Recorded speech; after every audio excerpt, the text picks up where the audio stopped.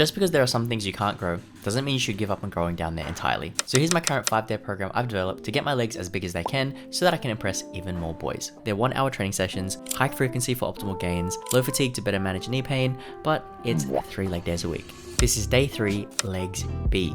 If you saw my first leg day, we've been doing calves as our first exercise as it's one of the muscle groups I'm focusing on and it helps me with my ankle mobility later. This time instead of the standing calf raise though, we've got the unilateral horizontal calf raise. Then we're moving on to stiff leg deadlifts. We're going to try and keep this as strict as possible with slow eccentrics, minimal leg bend and a complete stop at the bottom. Your legs will naturally bend a bit, which is okay, so long as you're keeping it stiff legged as opposed to deadlifting it. I personally prefer these over RDLs as having that pause at the bottom helps take off the stress from the lower back since it's not under constant load. Then we're moving on to our only quad movement for this day, and that is the heel elevated Smith lunge. Honestly, I've been really enjoying spreading out all the hard exercises out into single days because it makes legs that much more bearable. The last thing I want to do is a heavy squat movement followed by a split squat. So knowing that this is the only exercise I've got, I'm able to put in more effort into it. If you haven't tried this variation, then definitely give it a go as I prefer these over standard Bulgarian split squats. And even better if you can elevate your back leg, but for me at the moment, my injury doesn't allow me to do that. Then we've got 3 sets of adductors.